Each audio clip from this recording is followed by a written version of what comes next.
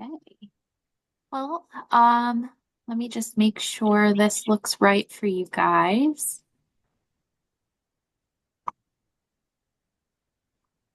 Are you all, let's see. Did not see your screen share. Let's see if that works. Yes. Okay, excellent. All right. Well, welcome everybody to the Road to FAICP 2026 nominations cycle webinar. I'm happy to have you guys on the call today. We're going to get started with just some brief introductions of our two panelists that we have here to provide some insights. And I'll start with myself. I'm Caitlin Morgenstern, Vice Chair of the Women in Planning Division and the Chair of the FAICP Nominating Committee this go around. We also have on the call today our chair of the Women in Planning Division, Caroline Dwyer, who is helping monitor the chat this afternoon. And yeah, so we're really excited to have you guys here. And we have Karen Wolf and Diane Gormley Barnes, who are both FAICP members. And I'm going to pass it to Karen to introduce herself. Great. Thank you so much. And thank you for inviting me to talk about FAICP, one of my passions. So I am currently the immediate past president of AICP.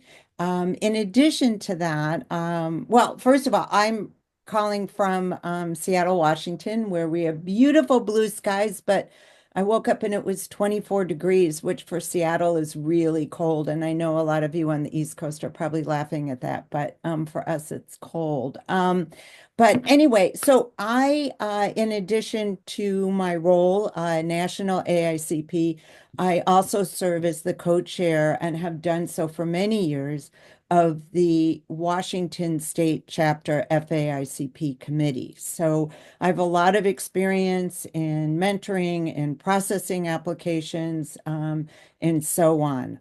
In addition, I am retired from over 30 years doing regional planning at King County and now work as an affiliate at the University of Washington. So looking forward to your questions. Diane. Hi, good afternoon, everyone.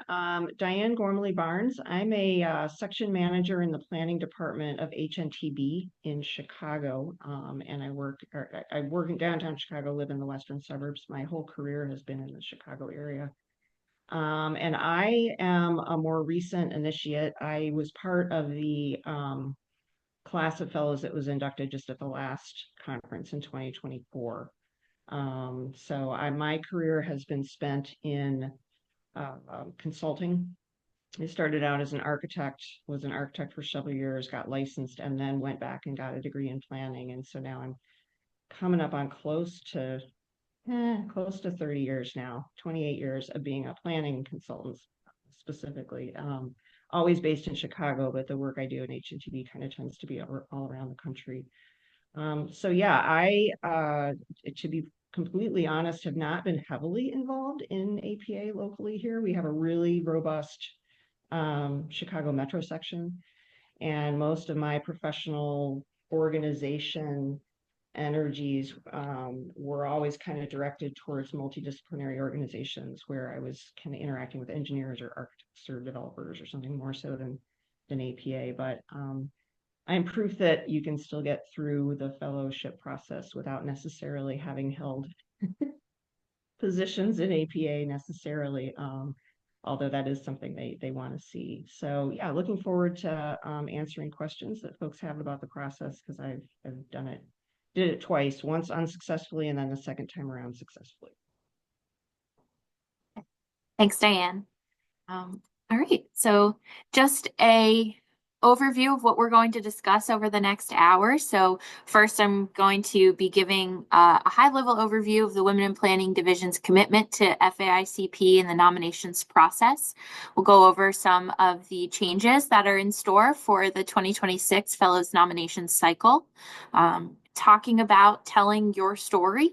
And then we'll hear from Karen and Diane to share a little bit more about their experience, lessons learned, and some of the mentorship tips and tricks they might have along the way of creating a successful nomination package. We'll wrap with just some housekeeping items, including key dates and some resource information that's available on the APA website, and then end with a Q&A discussion. So, the commitment that Women in Planning has to the AICP College of Fellows. It is no secret that the Women in Planning Division is deeply committed to gender parity in the College of Fellows, and we, over a number of years, have identified a staggering lack of diversity in gender representation, as well as representation of our planners of color in the profession, and we are committed to demanding immediate and aggressive action towards achieving and maintaining equitable representation of all members of the planning profession. And specific to that and the way that this may impact women is anecdotally, we've heard over the course of our commitment to the nominations process, women talking about themselves and saying that they're not ready, or they feel like they haven't achieved enough to be successful in this role, or they don't see themselves as being, worthy of the opportunity to be part of the College of Fellows. And, we're here to support the women who have made, incredible contributions to their communities and the work that they're doing, and lift up these voices to ensure that representation of the women who have made lasting impacts in the communities that they work for are being represented at the highest levels of our profession. So then and now, what has happened in the past, and what are the changes that are happening in 2026? So in previous cycles for the FAICP process, there were annotated resumes, no changes after an application was submitted, no publicly available criteria that were available for either the review process or who was appointed to the selections committee. And oftentimes there was limited feedback from unsuccessful nominees about their application packages. In 2026, the nomination cycle includes expanded resources on the website, an emphasis on community impact for the nominees, optional APA staff review, and the nominee's story in place of an annotated resume.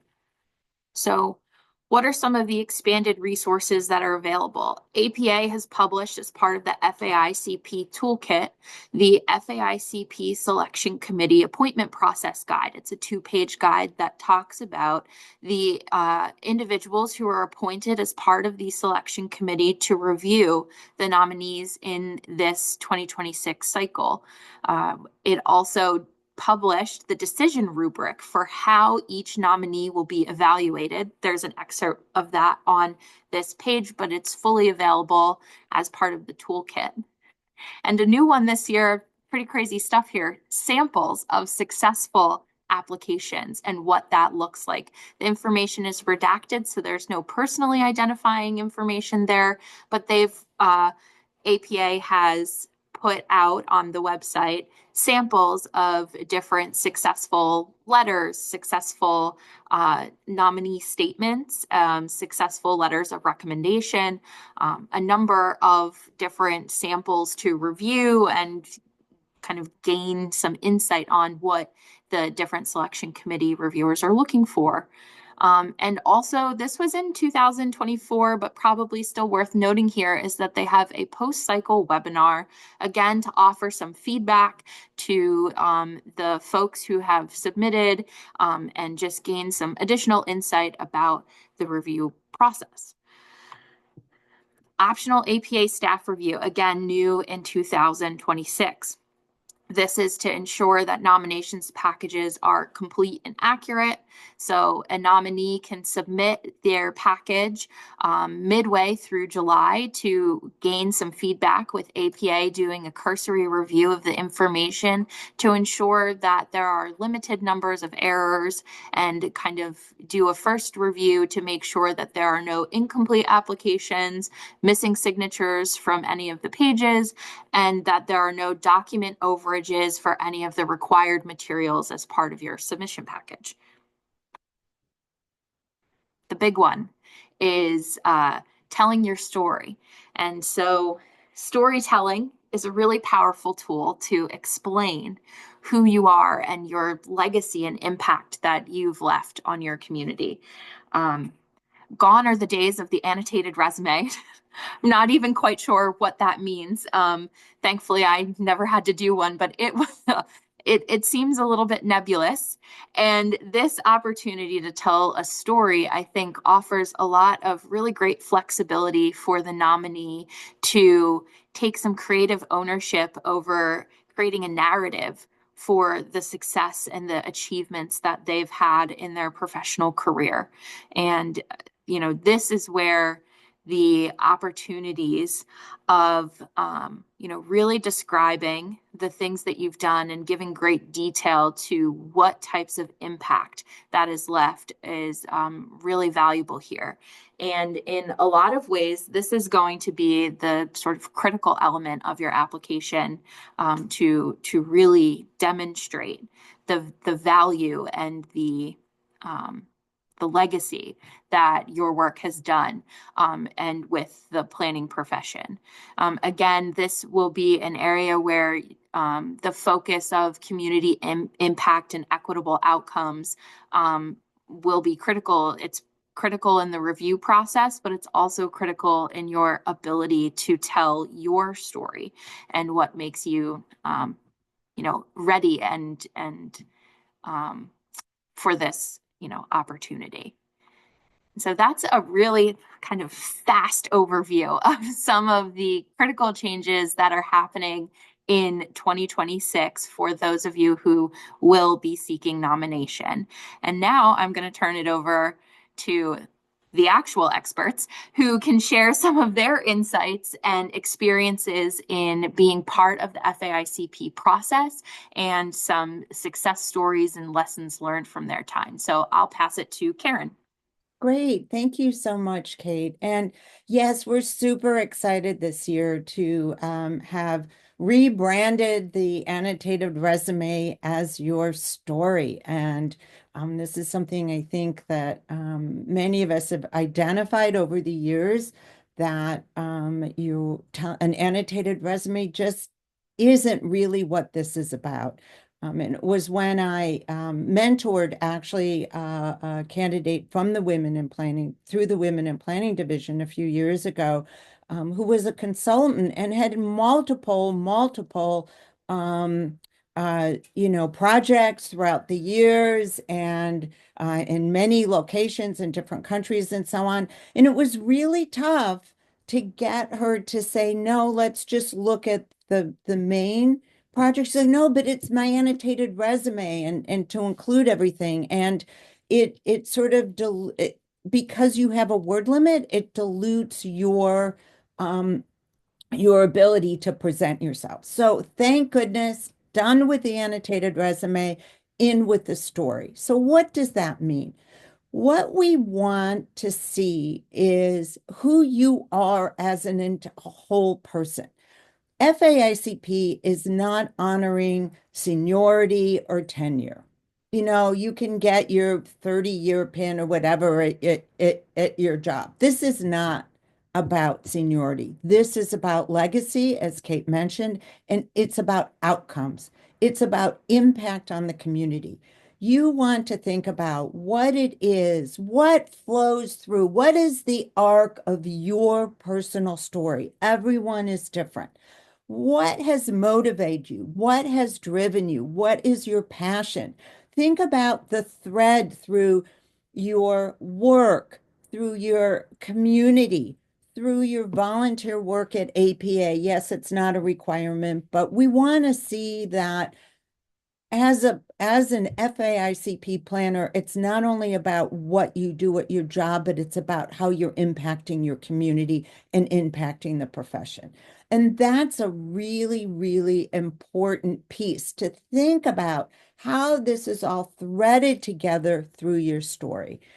I came to FAIC to apply to FAICP as a public sector planner. And this is going to be, I think, a really good contrast to Diane's story, because I worked at the same public sector at King County for over 30 years. I could see the impact of the work when I started versus when I finished. For example, I worked on regional planning and regional growth management. When I started, 15% of all of the county's growth was going into our designated rural area.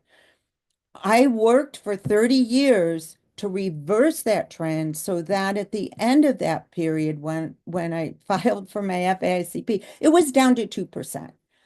Was it 100% me? Oh my God, no way. But as Kate said, it's very difficult for us, especially as women, to take credit. Even for male planners, it's difficult to take credit. Planning is a team sport. I get that.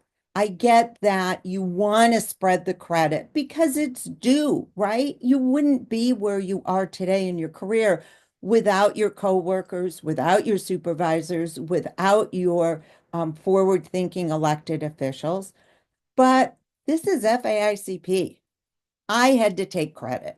And, I did it. And I felt, it made me a little uncomfortable, but I also had to think about, okay, what would have happened if I wasn't there driving, learning to say, pushing, no, you can't build this in the rural area. No, you can't. We have to do this policy, so on and so forth for, 30 years. What would have happened if I wasn't there? So you need to think about what your impact has been, what your legacy is. And that to me is really, so take time, sit down, think about your arc.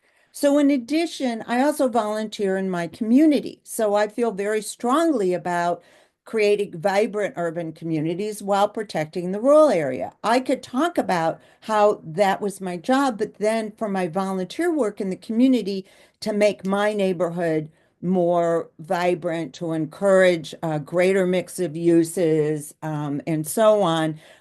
So I was able to pull all that together.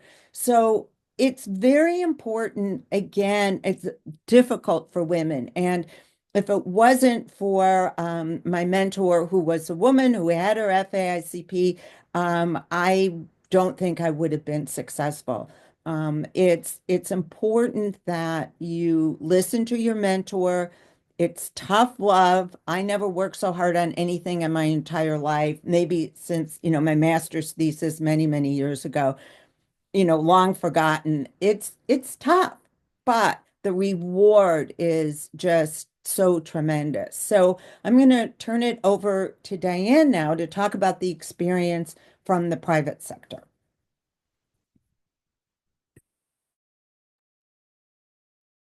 Thanks, Karen. And I had prepared some notes, and as you were talking, I was checking things off like, oh, well, Karen covered that. Karen covered that.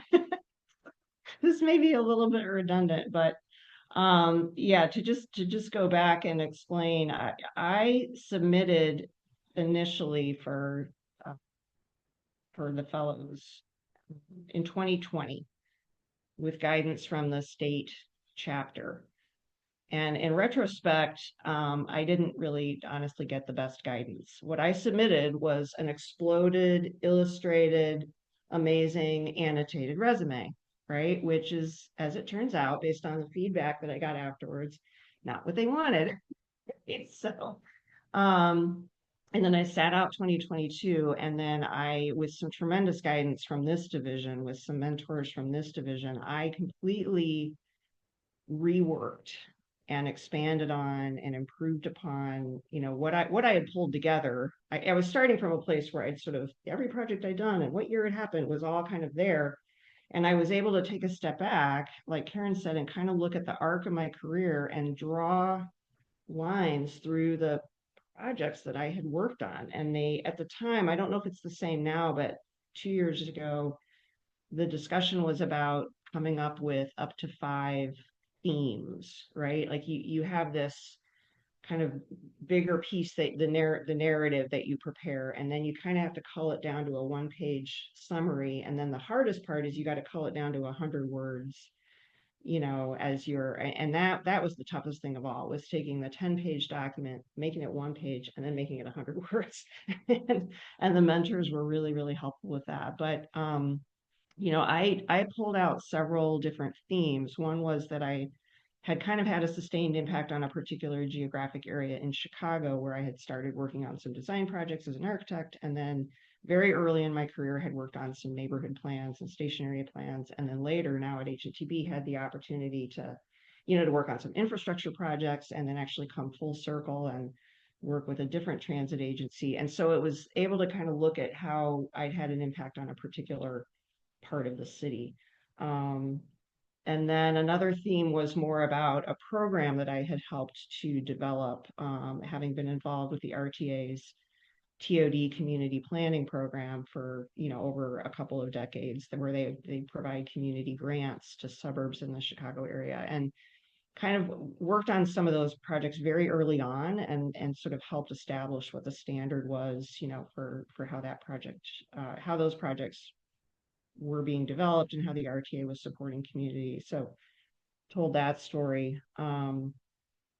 And then another theme was kind of about just advancing the practice in the area of the interaction between land use and transportation. So telling a story about a lot of different agencies and clients I had worked with on a similar theme, which is, a substantial transportation infrastructure investment, and how is that going to impact the community, and how do you work with the community to make sure that the mutual goals between the jurisdiction that does the zoning and the redevelopment is aligning with the transportation agencies. And then, like I also noted, I also drew a theme about my commitment kind of over my career to interdisciplinary coordination, and kind of increasing the understanding of planning with populations who don't learn about planning in school, right? Whether it be designers, architects, like I had been, or in my case, engineers, transportation engineers, right? Who have an incredible impact on the quality of life in the communities that they work in, but just there isn't sometimes a planner in the room.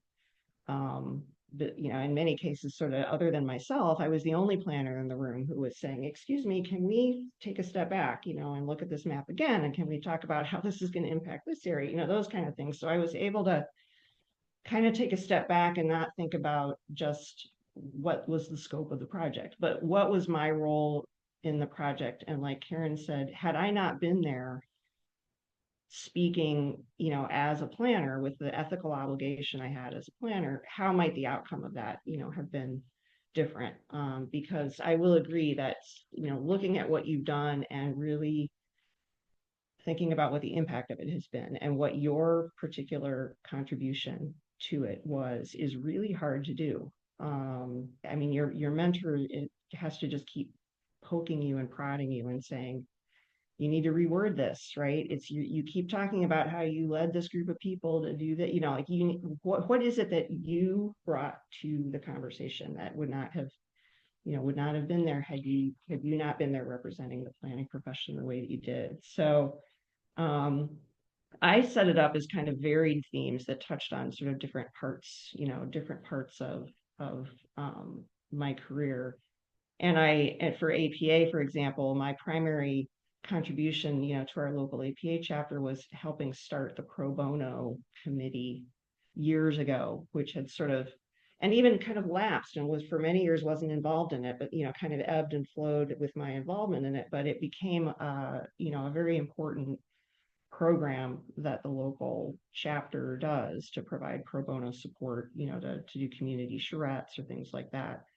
And then, from the community standpoint, everything from volunteering to lead a strategic plan in the community I lived in until about 12 years ago, and then currently sitting on the zoning commission, in the community that I live in now, sort of talking about the perspective that I, brought to those conversations, and all the way down to back when my kids were school age, right? And I volunteered with the PTC, which is what we call them here. I think, in some places they're PTOs, but to get a bike parking area installed at the school, right? We lived in a walkable neighborhood, but kids couldn't ride their bikes to school because there was nowhere for them to park them when they got to school. So, like got a committee and did some fundraising and, and got that bike parking facility built. And so that was a volunteer thing, but it tied in, right, to this overall kind of commitment to giving back to the community. So yeah, I really think that the question prompt that I got of, how would the outcome have been different if I had not been there, was really, really helpful as I tried to kind of diagram, like kind of roadmap out, what had happened at what point in my career, how did I make decisions about, if I moved jobs, what was motivating me to take the next step, and trying to quantify that impact. One of the things I think I'll close with is just to let you know that, it does take time to do this. It takes a lot of kind of back and forth, and having a mentor is invaluable for that. But a big aspect of this is seeking out letters of support. And I believe that, is it still that the recommendation is to submit 10 letters of support? Is that still the Yes. same? Yeah. Yeah. Yeah, what I ended up doing is actually submitting, I requested and received, I think 15 letters of support in total. And, and then kind of as one of the last steps, kind of looked at, which of those were really kind of telling the strongest story. But again, kind of a lesson learned was, the first time out, I came up with a list of 10 people, and I said, hey, would you write a letter? And they wrote letters that were like, oh, Diane's great, we love her, she led a project, and we'd hire her again in a heartbeat, and that's not what they want to hear. They want to hear, how did this person influence my way of thinking about the work I do? Or, what kind of substantial impact did this person have on the agency that I work for? Or and so the second time around, I had letters that were much more varied, right? I mean, someone I had worked for, someone who had worked for me, my professor from grad school, who I had kept in touch with, who kind of followed my career, and clients, and other board members on these organizations, and then just a variety of colleagues that I knew from having been in the Chicago area. But I was much more direct with them the second time around. Thankfully, most of them were willing to write a second letter, because I got in touch with them and said, hey, you remember that letter you wrote me? I need another letter, but I need you to substantially edit it. And this is the part of my story that I'm hoping you can reinforce with what you and they were all very willing to be helpful, and they were all thankfully very willing to kind of understand what piece of the puzzle they were trying to help me fill in. And there was a little bit of back and forth. They would draft something, I would give them a little suggestion about how to improve it. But in the end, I think those ended up being very effective, because they were much more directly tied to what my narrative was saying. But that takes time as well. So it's sort of mapping out, the timeline of kind of laying the groundwork and establishing the strategy, and then having time to really work with the folks that might give you a letter of support, so that, they're not scrambling and you're not scrambling, and you really have the time to make those strong. Because I haven't ever reviewed these on the reviewer side, maybe like Karen has, but I suspect that those are very impactful, because if you can get other esteemed professionals, in the industry and outside the industry to speak highly of you, that's a big part of it. So yeah, I'd just like to add on to what Diane said, which is so critical, is your letters, your reference letters. And Diane was, yes, you need 10, And what we're advising in our chapter is that you actually try and get 12. Diane went and got 15, pretty impressive.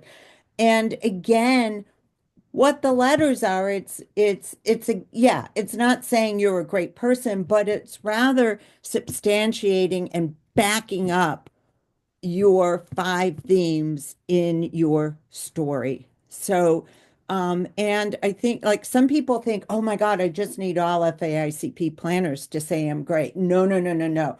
Diane, again, I want to emphasize, she talked about a mix of people. I had, for example, elected officials. I had the county executive. I had a council member who chaired the land use committee. I also had the government relations person for the hospital committee that I served on as a volunteer in my community. I had a colleague, a supervisor, so on. I had community members. So you want to, again, make sure that your letters are coming from a variety of people that help reinforce that arc, that story. And, so it's not just your word, but it's, yeah, this person made an impact in my community. This person made an impact in our in my jurisdiction coming from elected official and so on. And I like what Diane said is one of the first things you do when you do your outline, identify your 5 themes. But again, they shouldn't be disconnected. They should sort of tell who you are comprehensively, and then identify the people that you want that you can ask to write letters to substantiate each one of those. And so to do that at the beginning, because she's absolutely right, you're begging people to get that letter in at the last minute. It's really annoying. So you want to get that up front. Thank you, Karen and Diane. Really awesome. And so Karen and Diane are going to be answering questions in just a few minutes, but I want to quickly go over some key dates and timelines for anybody who's interested in the nominations process with the Women in Planning Division. So anybody who's eligible may have received a letter from the Women in Planning Gmail account over the last I sent it last night. So sometime this morning, you should have seen that. And the submissions for the statement of interest, which are available on Google Forms, is February 24th. So for you all to submit your interest to the Women in Planning Division to consider being your sponsor for FAICP nomination would be by February 24th. The nominating committee chair will reach out to any selected nominees of the division by March 17th. And then between March 17th and June 30th is going to be that go time of getting all of your information together, coordinating with an assigned mentor and the division to curate your package and have all of the materials put together. Although starting early is never a bad thing. Start early. This is a huge time commitment that gets condensed into just a few short months of time. And so this is the timeline that we have, but this is a really significant time commitment. And so we have June 30th would be the deadline day to have sort of your draft materials prepared for the chairperson of the Women in Planning Division to review all of the materials and prepare sponsor letters. All of the endorsement letters will be provided back to the nominees by July 10th, just in time for the optional APA staff review period for July 11th. It is an optional period, although I will say, since this is a new process, I think that we as a division will be strongly encouraging all of our nominees to aim for this target and have that first brush review done by APA staff, which then leads us up to the deadline day, which gets earlier and earlier every cycle. But the deadline day for submittals of all final materials is 11:59 p.m. on July 30th. Or July 31st, sorry. So last day of July at 11:59 p.m. will be the final package submittal materials. That Well, central time? excuse me? Was So, that central time? Central The Time, I FA think. Yeah, it's whatever APA does. And then resources. So there are resources available at the FAICP website on planning.org and the Fellows Nomination Toolkit. On the main webpage, there are so many resources embedded into that website, including nominator resources, nominee resources, tips and guidance, all of your supplement documents and samples, as well as the rubric and criteria. And the primary eligibility criteria, which we didn't talk about today, but is obviously immensely important as you're putting your package together. And so with that, the reason we're all here asking the burning questions to our resident FAICP experts on the call today.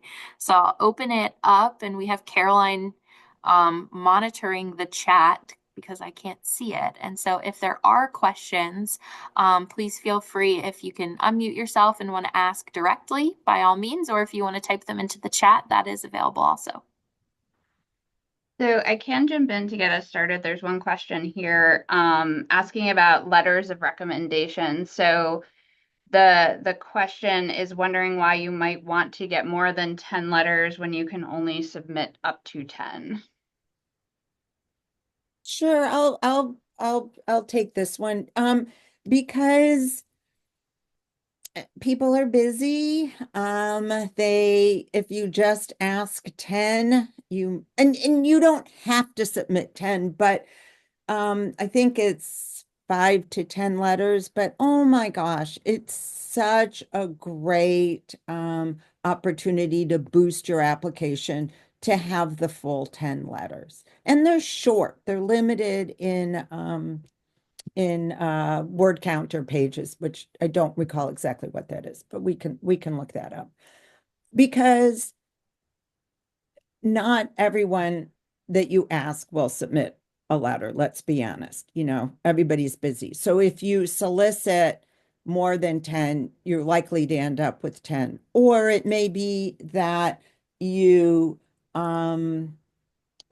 like you that way you can select the 10. If you do get, like, you solicit 12 and you get 12 and they're all awesome, you can select the 10 best that help tell your story. So it's not a requirement, it's just advice.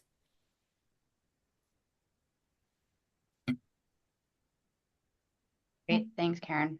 Let's see. I think Pooja, is that how you pronounce your name? You had your hand up first, I believe.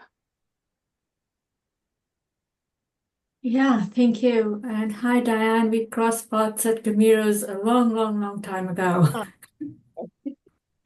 So thank you, first of all, for all the information. It's been really helpful. So I'm in the same boat as you were, Diane. I submitted for the 2024 round. I did the annotated resume. Had an amazing team of mentors from FAICP who kind of helped me put the package together. It wasn't successful.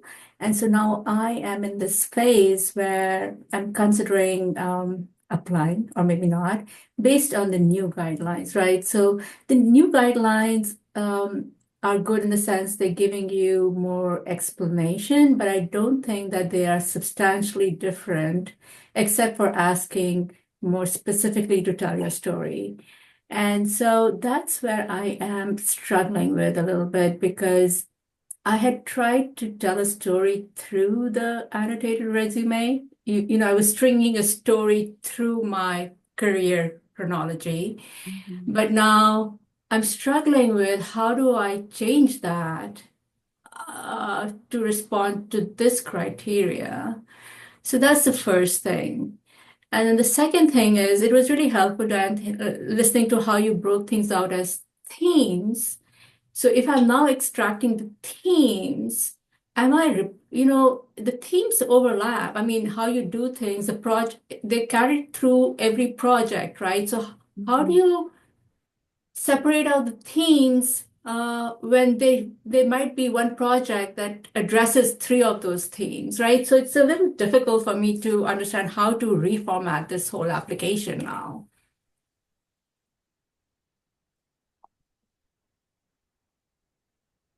If I'm recalling, and actually I don't have a printout of my whole package here. I just have the one-page summary that was kind of helping me remember. Yeah, how I dealt with places where things overlapped. I mean, I definitely try to avoid being redundant. But I took to heart, I think that there might be something in the guidance about how, you need to think about whether you've made an impact on a place. Yeah. Or on, the practice of planning more generally, or if you've had like an educational impact, because people who are, spent their career in academia can submit as well. And I mean, they're obviously telling a little bit of a different story. And then sort of, mentoring, but just general, are you advancing the practice or are you advancing the profession? I sort of took, looking back on this, I think, I kind of separated out themes where I could address different aspects of that, like the effect I'd had on a place, right? And then the effect that I had had on a particular program that had developed, and then, the practice of planning more generally. So, yeah, I mean, when I had to boil down to the 5 bullet points, the 5 key examples of my leadership and contribution, 1, 2, 3, 4 of them made specific reference to a particular project, that I had worked on. But when I kind of told the story about that, I sort of started earlier and talked about that project and then kind of the outcome of that project. So that was kind of the 10 pages became the 1 page, became the 100 words. There was a little bit of overlap, but these 5 accomplishments got kind of drawn out with a broader story told in each theme of sort of what came before that accomplishment and how to, what came after that accomplishment kind of. And in my case, it tended to be about some kind of sort of major project that I was involved in and sort of, what led up to my ability to contribute to it and then what came after it. So maybe that's, yeah, Pooja, I'm not sure. I know we overlapped a long time ago in Chicago at a consulting firm. I'm not sure what your path has been since then, but yeah, maybe there's a way to kind of think about it that way. But it's almost sort of taking the key things from that annotated resume that, you're starting from a strong point that you already have it and can kind of sift it and sort it in different ways and see what ends up making sense, maybe.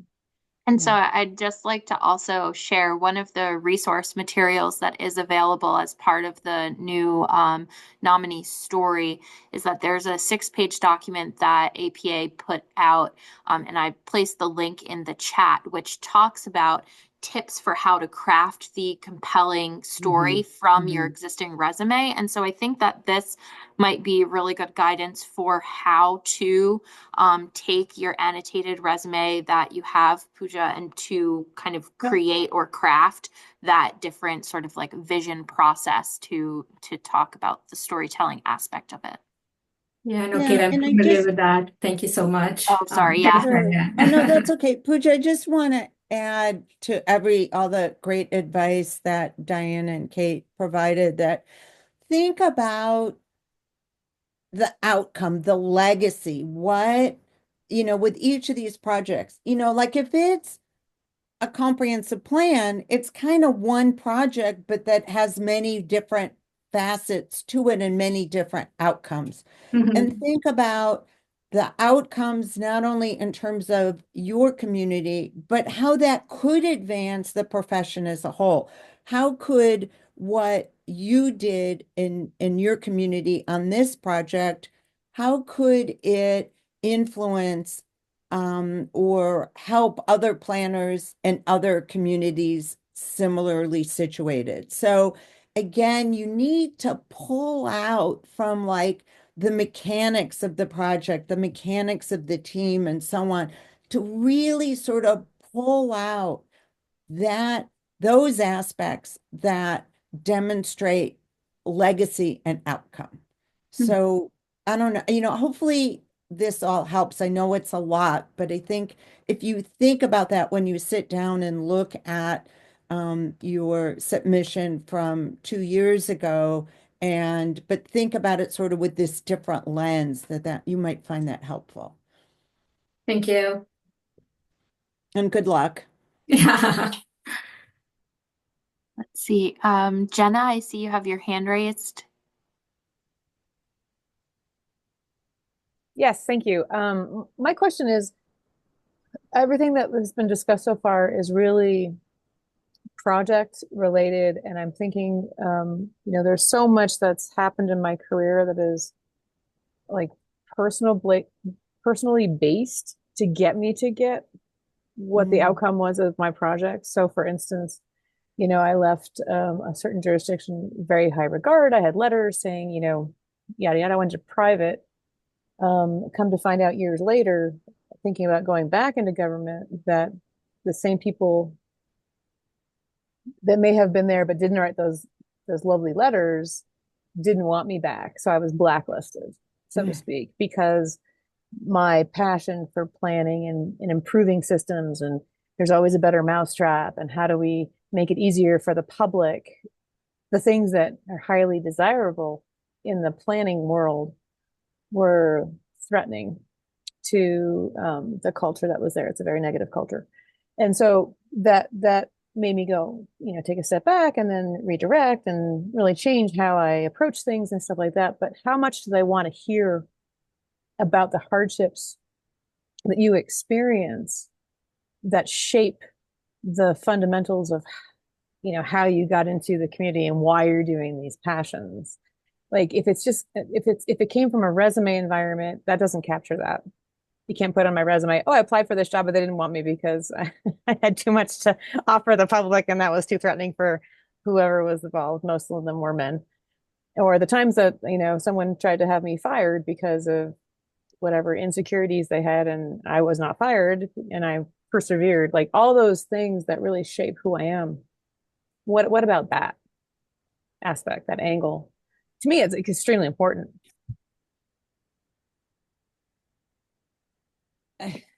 And silence.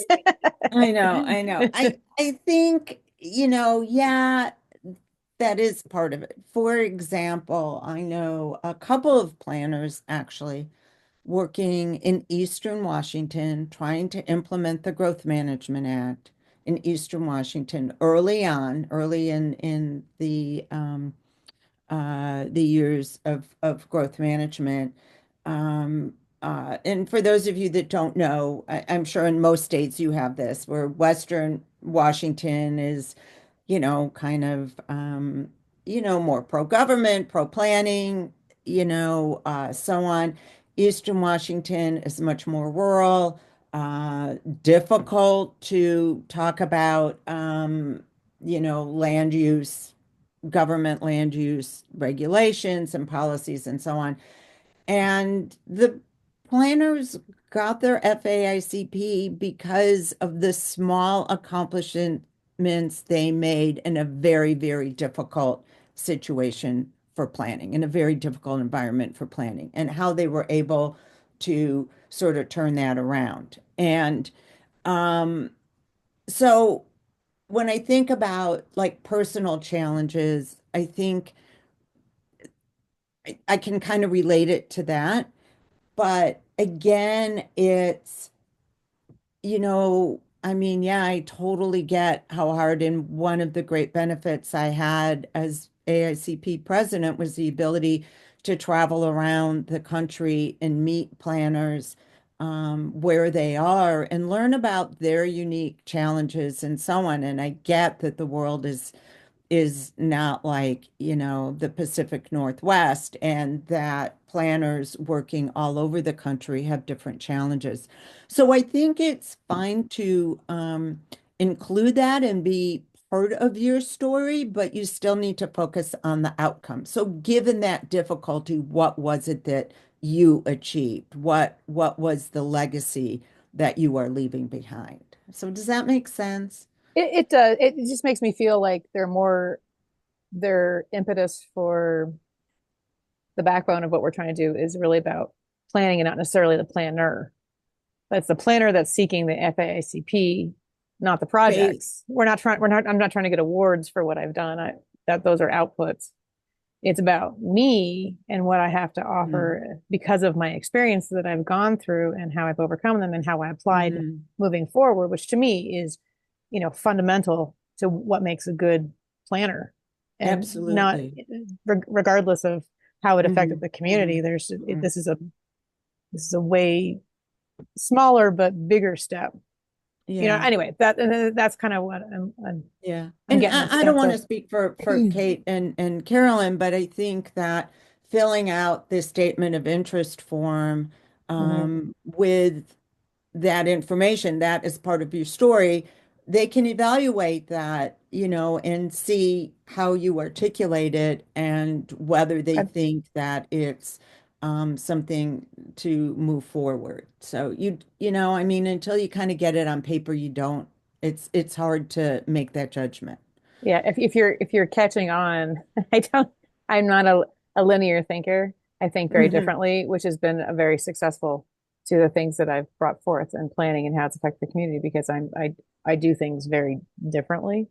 And Hmm. it's been very successful when I got to that point where it could be successful. Anyway, so all right, well, I'll take that in mind. Thank you.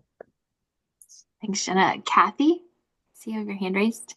Yeah, good afternoon. Thank you. Kate, I did receive that email last night. I think I might know the answer to this question already. I was fortunate to already receive the nomination from my local state chapter for FAICP. I assume it would be redundant to submit for support or nomination from the Women in Planning Division and unnecessary, but I just wanted to ask and see if you agree or if that's correct.